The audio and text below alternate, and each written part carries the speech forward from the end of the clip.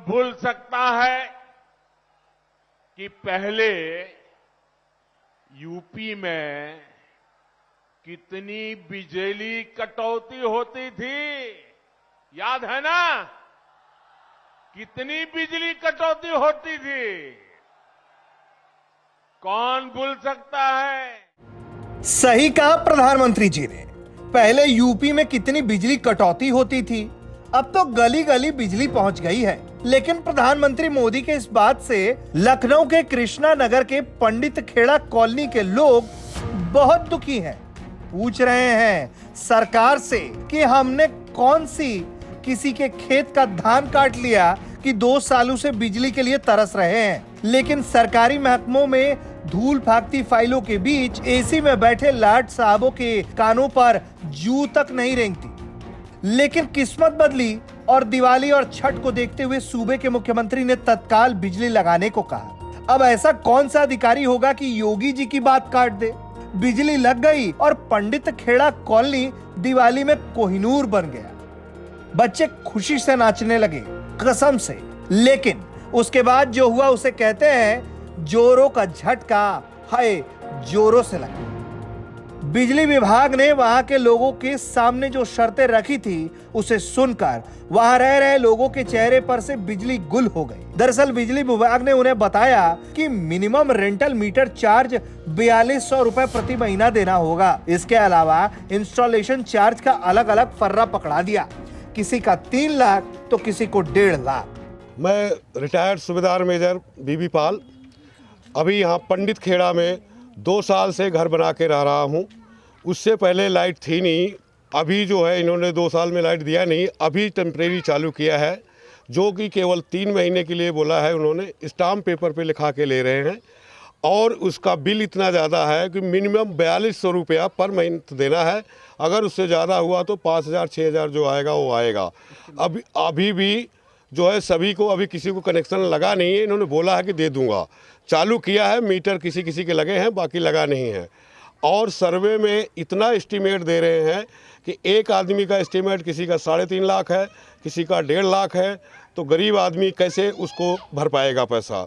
और ये तो कनेक्शन ना देने का बहाना ढूंढ रहे हैं कि जिससे कनेक्शन लोग ना लगवा पाए। अब आप सोच रहे होंगे कि ऐसा क्यों हुआ?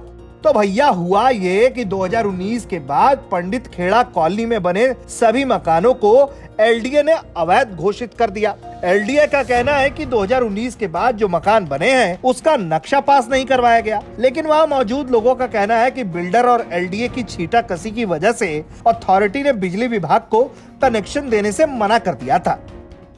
सर ये दिक्कत यहाँ पे बहुत बड़ी है। यहाँ मैं पिछले 2 साल से रह रहा हूँ। यहाँ पे लाइट की बहुत बड़ी समस्या है सर। लाइट यहाँ पे नहीं मिल रही थी, अभी मिलना शुरू हुआ है। तो इतनी महंगी लाइट है कि जिसका महीने में कम से कम 42 से 4500 रुपये बिल जाएगा। और किसी घरों में मतलब 80% घरों में इस्टीमेट बना के दे दिया है। किसी का 1,40,000, किसी का 1,80,000, किसी का 3.5 लाख। इस तरीके से ये मतलब इनका कोई हिसाब किताब समझ में नहीं आ रहा है विद्युत परिवार का, विद्युत वालों का, कि मतलब किस तरीके से क्या है इनका। कोई एक मानक होता है हर चीज़ का कि उस मानक के हिसाब से आप हमसे लेंगे वो, लेकिन कुछ क्लियर नहीं हो रहा है। हालांकि इस मामले को लेकर हमने जब एग्जीक्यूटिव इंजीनियर से बात की तो उन्होंने 100 नियम कानून बता दिए कि क्या कहें, एकदम जबरदस्त, जिंदाबाद। अगर आप उनके इस एक्सप्लेनेशन को समझ सके तो जरा पंडित खेड़ा कॉलोनी के लोगों को भी कमेंट बॉक्स में लिखकर समझा दीजिएगा। वहाँ पे सौभाग्य योजना चलाई गई थी विभाग की तरफ से, तो उसमें कुछ कनेक्शन हो गए थे घरेलू स्थायी कनेक्शन। और बाद में जो है उसमें कुछ एरिया में एलडी ने आपत्ति लगा दी। तो उस एरिया में आज की तारीख में जो कनेक्शन हो रहे हैं वो सब टेम्परेरी कनेक्शन हो रहे हैं, क्योंकि दीपावली को देखते हुए जो है वो एलडी ने विभाग की तरफ से निर्देश मिले थे, वो 1-2 महीने के लिए जो है लगभग अस्थायी कनेक्शन दिए जा रहे हैं, जिसका टैरिफ रेट जो है उनसे ज़्यादा है। मतलब जो टेम्प्रोरी जो कनेक्शन होते हैं उनके टैरिफ रेट परमानेंट कनेक्शन से ज़्यादा होते हैं, आप ये कहना चाह रहे हैं, इसलिए ऐसा महंगा डिफरेंस है। तो क्या ये फिर टेम्प्रोरी परमानेंट में कन्वर्ट हो जाएगा कि ये टेम्प्रोरी ही रहेगा? ये तो अभी जब तक निर्देश ऊपर से कोई नहीं मिल पाएगा, जब तक एलडी को क्लियर नहीं कर देगा तब तक ये कुछ कह नहीं सकते। खैर, अब जब एग्जीक्यूटिव इंजीनियर साहब ने दलील तो दे ही दी, तो चलिए एक बार एसडीओ साहब की भी सुन लेते हैं। सरकारी महकमे वाले ही तो असल मायने में कानून की बारीकियों को समझते हैं। हम आप तो बस चप्पल घिसिंग एंड घिसिंग एंड घिसिंग में ही रह जाते हैं। चूंकि वहाँ पे एलडी द्वारा 2 साल पहले रोक लगा दी गई थी, तब से कनेक्शन नहीं हो रहे थे। तो अभी अस्थायी तौर पर सरकार द्वारा निर्देश प्राप्त होने पर, उच्च अधिकारियों से निर्देश प्राप्त होने पर कनेक्शन दिए जा रहे हैं। तो अचानक से जब 2 साल बाद कनेक्शन होना शुरू हुए तो बड़ी मात्रा में संयोजन आवेदन प्राप्त हो रहे हैं।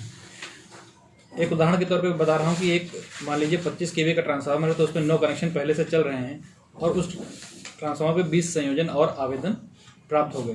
तो वह ट्रांसफार्मर 20 नए संयोजनों की क्षमता को नहीं चला सकता है, इसलिए उस ट्रांसफार्मर की क्षमता वृद्धि का एस्टिमेट दिया गया है। क्योंकि इंडिविजुअल सबने अलग अलग अप्लाई किया है, इसलिए वह एस्टिमेट सब पे दिखा रहा है। वह इंडिविजुअल एक आदमी का एस्टिमेट नहीं है, वह उन लोगों सब लोगों को मिल करके जमा करना है। अगर वह मिल करके जमा करेंगे कंट्रीब्यूशन के थ्रू या अपने कोई रेजिडेंट वेलफेयर एसोसिएशन बना करके जमा करते हैं या कि इस प्रकार से जमा करते हैं, तो वह उनको बढ़ जाएगा। खैर, साहब ने जो आइडिया दिया है उससे किसी को फायदा होगा कि नहीं हम कह नहीं सकते, लेकिन अगर 21वीं सदी में लखनऊ की ऐसी हालत है तो हम ये जरूर कह सकते हैं कि हसरते लखनऊ में जीने का सपना टूट गया। साहब ने कानून की किताबें जो खोल दी। मोहनलालगंज से सत्यम मिश्रा की रिपोर्ट, यूपी तक।